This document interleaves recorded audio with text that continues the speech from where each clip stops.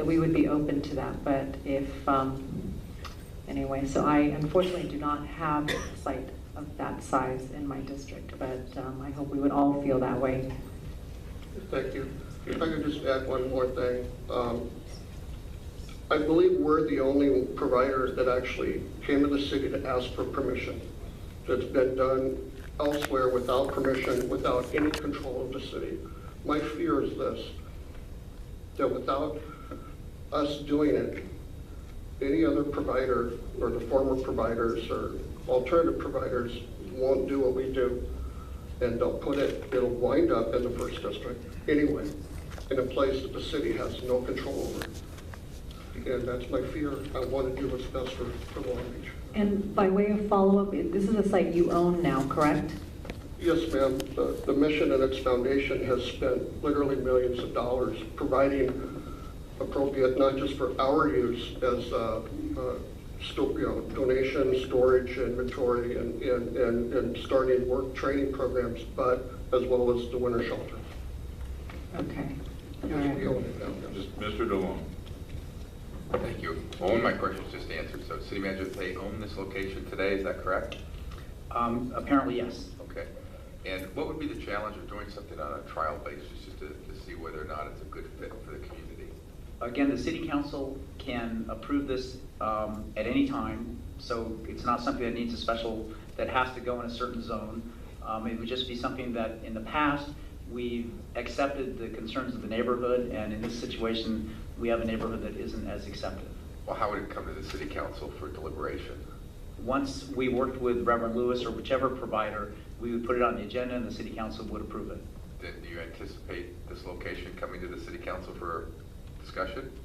At this stage, we're recommending no. At a later date, if it's something that Mr. Lewis, if this is the last possible site, if the neighborhood changes around, we'd give it to the City Council. But at this stage, at this early stage, we're hoping that there might be another location. So you say early stage, what is the time frame? Like when would it need to be up and running? Reverend Lewis would know better than I. What's your goal, like when you look at having this up and running, whether it's at this location or another location? The contract with LASA is pending at the moment. They cut our budget again, and so we're trying to decide whether even if we're going to do this, and if this is an impediment, we probably will withdraw our contract application with LASA because of the issues and the loss of money. We've actually subsidized this for the last 3 years as well as some from help with the Mayor's Fund. You've lost me a little bit there. So even if you got approval, you may or may not provide the service at this location? No, this is the major impediment. And that's why we're coming here early, because I've had discussion with people and the city staff, and knowing that this is an issue, I want to objectively address the issue to everybody's desire so we can move forward, and we would do this. So you would need to make a decision by when to decide whether or not you can provide this service to the community? When would you At need least to by know? the end of the month. This month? Yes, sir. Well, that doesn't seem like there's a lot of time to look for options then. Basically, if the City Council directs us to not to place something with neighborhood opposition, it can come back. In the past, every winter shelter that we've had in the past has not, the City Council has not approved or has given us direction not to bring forward if there's neighborhood opposition. So if we don't support this and then they don't have an interest or it's not feasible in doing it elsewhere, then what happens? What are we left with? Then Long Beach doesn't have to have a winter shelter. This is a county program. This shelter could then be picked up by another provider. And again, I think Reverend Lewis is the best provider we've ever had. I want to make that very, very clear. But it can be picked up by another provider and be located in Bellflower, in Paramount, in Compton, in Wilmington. So your expectation is that if we don't support this, it'll be in another city. It's not that somebody else is going to drop it into Long Beach. Well, as Reverend Lewis pointed out, we could have another person show up and look for another site to bring to the City Council as well. But Reverend Lewis has been providing this service for the past few years. And if that next group comes and brings to the City Council, we decline? I mean, we have the right to decline that? You have the right to accept or decline, yes. This is something the City Council has to approve the site. Thank you. Mr. Neal. Thank you, Mr. Mayor. I'd just like to speak to Mr. Lewis's credibility. The last winter shelter was held in the 9th District, And prior to him coming into the 9th District, he did the rounds of meeting with all of the neighborhood associations because there were some concerns. But he met with every neighborhood association, and we never knew that he was there. Prior to me coming onto this council, I actually spent 10 years on the Los Angeles Emergency Food and Shelter Board, which funds a portion of the funding that Mr. Lewis gets, and he is known throughout Los Angeles County for running the best winter shelter program in Los Angeles County. I mean, the city could do a lot worse than having Mr. Lewis at the helm. So I think this is something that we should look at very seriously. There's a high homeless population here in the city. It benefits the city to have the services of Mr. Lewis in the city. And I would support him being in the city of Long Beach in any capacity that we could find it based on the homeless population that we have here. Mr. Mays? Yes, Mayor, I just remind the council that this is not an agenda We item know tonight, that. so we Yeah, could not give Nobody's direction. taking any action here, we got that. Mr. Garcia? Thank you, Mr. Mayor. First of all, I have to agree with what Mr. West said. Mr. Lewis has a couple properties actually in the 1st District, and we've never had any issues with it. That's never been the concern. He runs great operations, he does a phenomenal job, and he's very, very responsive. I also would agree that the door is not closed at this location. I think that I've been talking to some of the residents, obviously, in the last few weeks, and Mr. West is right. There is a substantial amount of concern. Some of the information that the residents have acquired is not fully correct. I mean, there's some education that needs to happen as well. And I think Jim and I talked a little bit about that. I have encouraged. Mr. Lewis is having a open house on, I think it's Thursday of this week.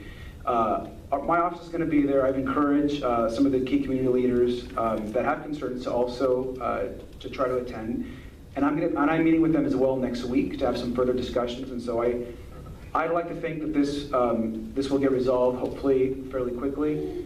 It is a complicated situation, but I'm confident that Mr. Lewis is a good operator, and we're trying to bring it to some conclusion. But we're also trying to hear what the concerns are of the community. And so it's a balance act, and hopefully we can come up with resolutions soon. Thank you, Jim, and I second what everybody said about you. You know that. I'll try to stop by on Thursday as well. Thank you. Okay, Shirley Brizard.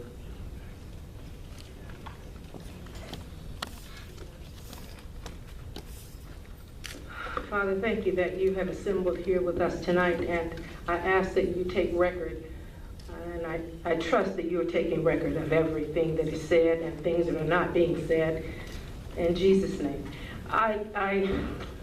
We watched the shuttle Endeavor fly over this week, and that thing only had 3 missions. 25 missions. It deployed 3 satellites. It only was in space 296 days, 33 hours, and 34 minutes and 2 seconds. And that was it. It earned no profit, no money it brought into the United States or to the world for that matter. And we will take care of that thing for life. For life, for the rest of its unnatural life. We have a commitment as part of the country to take care of that thing, that object. And as I watched, and the Lord sickened my heart, and again I was impassioned by how materialistic we have become as a society of human beings, as one nation under God. The thought that we are having this discussion tonight, how can we not at least keep it open? How can there even be a question as to whether or not this winter shelter would remain open? I don't understand it. I believe God would ask us tonight, and He will ask some of us when we meet Him, and we will meet Him, each of us at our own time. He will ask us how smooth and how wide and how navigable we made the road for the homeless. I visited the winter shelter. Jim invited me in. And when I first started coming here in June, I said that the homeless people needed a raise. And tonight we were discussing that the little room that they do have, we are taking that away. It sickens the heart of God. And I came here with a whole nother spiel, but I'm not saying it tonight. How could we? And take care of that machine, and we chop down 400 trees for it. Our hearts should be convicted before God tonight. And when I go home, not home, because I've been homeless myself. I've been living with the homeless while taking care of them for the last 4 years when he called away from me for my job. I lived with him. I adjudicated unemployment insurance law, and now I am a homeless representative, and that will be my task for the rest of my days. How could we have this discussion? And when I lay down in my car seat tonight, I will say to God, have mercy on us for our selfishness and our forgetfulness that we are a human population. And he has created us to be higher than the animals. We paraded that dog in here tonight. It was a disgrace. Thank you, Ms. Broussard. Nicholas Chimenko.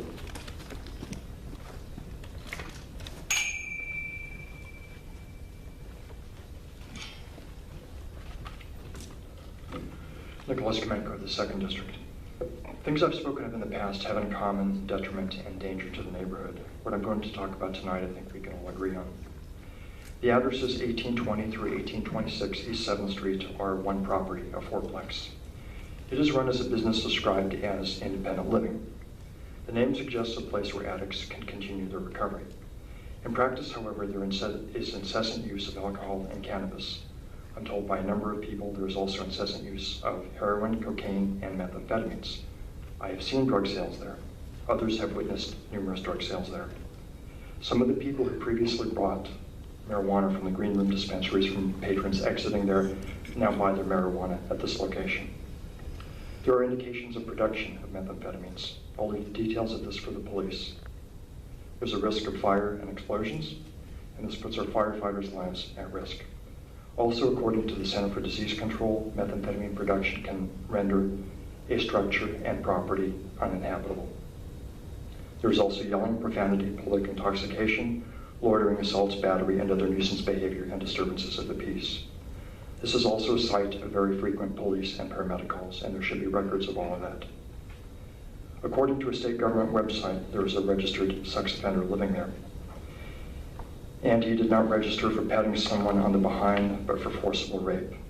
And if I'm reading this correctly, he is a multiple offender. Note that immediately adjacent to this facility, there is a preschool next to this sex offender and next to these things which I've just listed. I called the property owner who lives in San Fernando Valley. His only response is that I should not call him anymore. What would I like the city to do? In addition to continued police response, I'm hoping that under Section 11570 of the Health and Safety Code, the city will act comprehensively and address issues of licensing, zoning, code enforcement, and recovery of costs for paramedic services, as well as working with other agencies concerning probation violations and registered sex offender violations.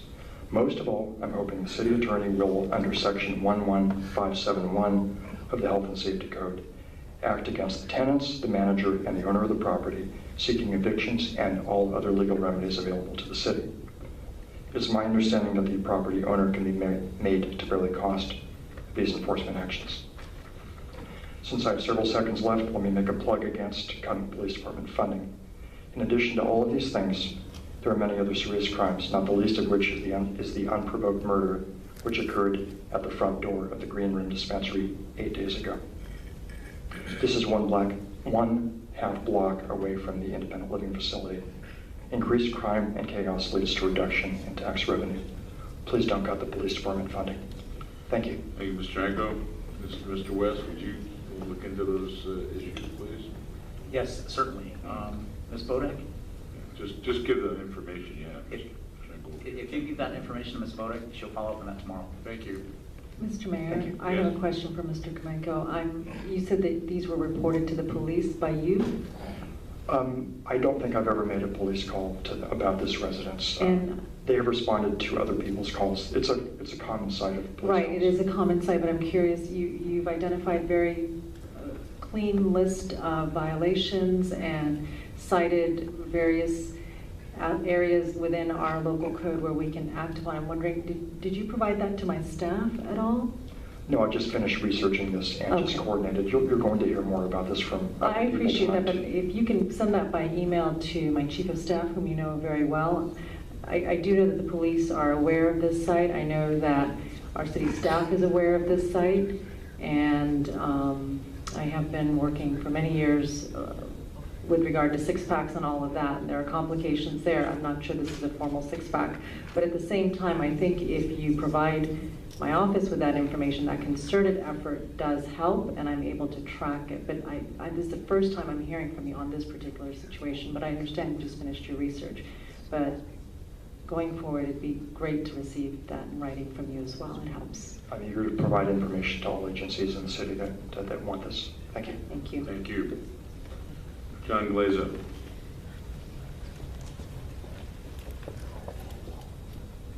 Mr. Mayor, City Council, Pat and Suzanne. I'm John Glazer, Interim Executive Director of the Arts Council for Long Beach. I come here to tell you thank you for your continued support for arts and culture. We really appreciate it. I come to invite you to Long Beach Arts Month, which started yesterday. I have window clings for each of you. They can go on just about any window. I have a couple on my car. They're being distributed around the city. The window cling for Long Beach Arts Month directs you to the Arts Month website, and there are nearly 500 events listed on that website now. And so I would invite you to take part in art in October. I'm told by my staff, who are about half my age, that this is a QR code, and I know Councilmember Garcia knows what that is, and probably the rest of you do. I don't have a smartphone, so it doesn't work for me, but we did test it, and it goes immediately to Long Beach Arts Month, and you can check out as many events as you want, and I would invite you to take part in art. Thank you. Thank Can I you. just give these to the clerk? Yeah, please. Appreciate that. Michael Gold.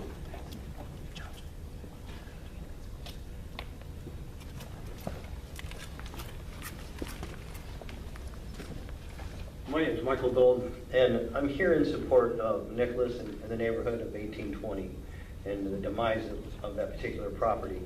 I am the former manager, master leaseholder of that property, and through a partnership. And I've severed the partnership over the years and turned in to exit the property, a notice of exit, because I couldn't get any cooperation from the owner of the property, and the partnership, my old partner, who is still connected to that property, decided to put finances ahead of principal. And so I exited the whole situation some time back. But because of the various situations that are happening there, in complete opposite of what I've always tried to stand for. And so I'm here to support Nicholas, support the school that's next door, and the neighborhood. I've been a witness to overactive police activity there. I know much of what goes on there because I live right across the street at 1817. And so I'm just here in support of any activity that the city can come up with to level that situation. That's what I'm here for. Speak on that. Thank you. Nina Belanti. You